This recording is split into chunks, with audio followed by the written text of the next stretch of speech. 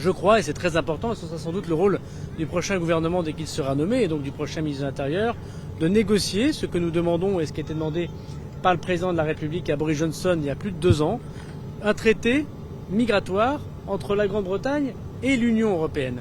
Parce qu'aujourd'hui, les personnes qui vont, aujourd'hui c'est sans doute des personnes de la Corne de l'Afrique qui ont été concernées par ce drame, qui vont en Grande-Bretagne, ils vont pour rejoindre une famille, pour y travailler parfois dans des conditions qui ne sont pas acceptables en France.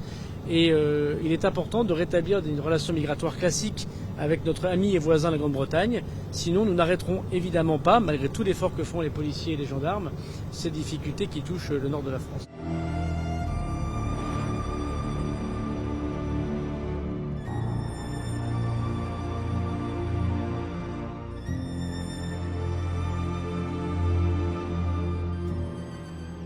On sait très bien que les migrants qui ont fait des milliers de kilomètres et qui sont sur nos plages voient les côtes anglaises.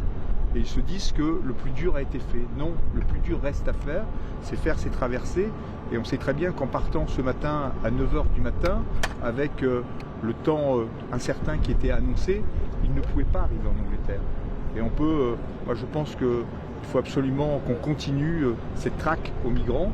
J'estime que ce sont des salopards, je n'ai pas peur de dire le terme, qui aujourd'hui, pour quelques milliers d'euros, sont prêts à sacrifier la vie de ces pauvres migrants.